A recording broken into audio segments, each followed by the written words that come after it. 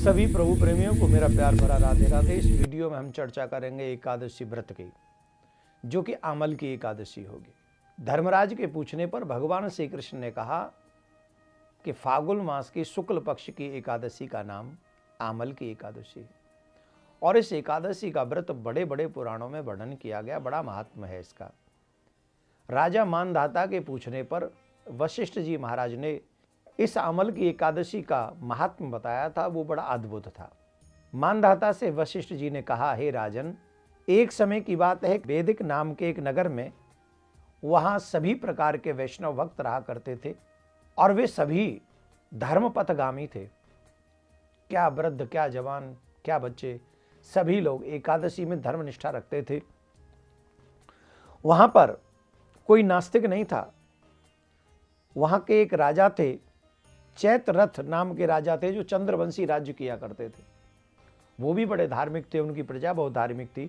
और जिस राजा के प्रजा धार्मिक होती है अथवा राजा धार्मिक होता है, उस राज्य का उत्थान होता है, इसमें कोई संशय नहीं है। तो राजा स्वयं एकादशी का व्रत करते थे। एक बार आमल की एकादशी का व्रत करने के लिए अपने नगर से बाहर जाकर एक मंदिर में उन्होंने जागरण किया और वहाँ जागरण करने लगे। वो वहाँ पर एक शिकारी आया था। रात भर, वो दिन भर कुछ मिला नहीं था तो भूखा रहा था। रात में देखा है कि एक स्थान पे जागरण हो रहा है, तो वो भी उस जागरण में छुप के बैठ गया और वो जागरण करता रहा। भगवान के नाम, भगवान की कथा वो सुनता रहा। उसे पता भी नहीं चला कि उसने आमल की एकादशी का व्रत कर लिया है, उसे मालूम भी नहीं चला। उसके बाद वो अगले दिन सब लोग, राजा और नगर के लोग अपने अपने घर के लिए चले गए, तो वो बहेलिया भी अपने घर के लिए चला गया। और वो जो बहेलिया था, अपने घर जब पहुंचा तो पराहण का ही समय समझ लीजिए, उसने प्रसाद पाया अपने घर में जाके, तो अचानक से उसकी मृत्यु हो गई। और वो जो विदुरथ के घर में जन्म लिया था, वो वही बहेलिया बसूरत नाम का राजा बन गया। वही बहेलिया, उस व्रत के प्रभाव से ये फल हुआ कि वो एक राजा के घर में उसने राज्य किया। और एक दिन वो शिकार खेलने के लिए गया, तो जब वो शिकार खेलने के लिए गया तो उसके लोग उससे बिछड़ गए, उसके अस्त्र शस्त्र छूट गए, पीछे रह गए। तो वहाँ जो होते हैं ना, कि जो लोग वन के वासी होते हैं, उन्होंने उसके ऊपर आक्रमण कर दिया। और जब उसके ऊपर आक्रमण कर दिया तो उन सबको इतना बड़ा संग में देखकर, और अपने हाथ में अस्त्र शस्त्र नहीं थे, तो वो राजा जो है हतप्रभ हो गया।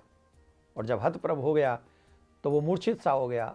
अचानक से देखता है कि वो तो मूर्छित हो गया, लेकिन उसके अंग से एक बहुत सुंदर स्त्री प्रकट हुई और उसकी भौहें बड़ी तिरछी थीं।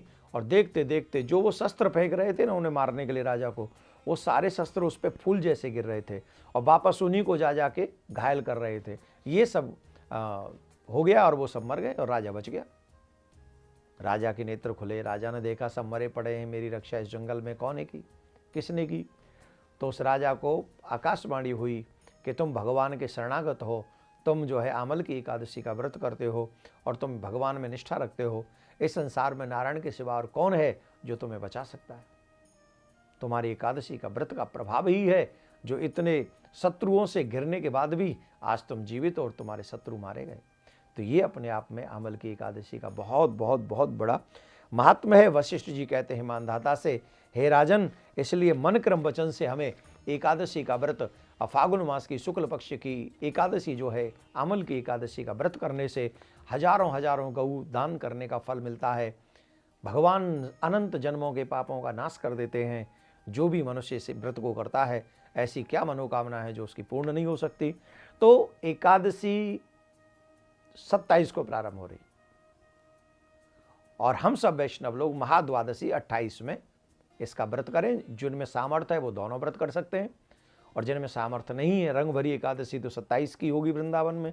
और जिन्हें क्योंकि निम्बार्क संप्रदाय का नियम है महाद्वादशी का व्रत करें, अगर अकेले करने में असमर्थ हो तो एकादशी का व्रत छोड़कर महाद्वादशी का व्रत करें। 6:28 से 8:45 तक वो पारायण कर सकते हैं।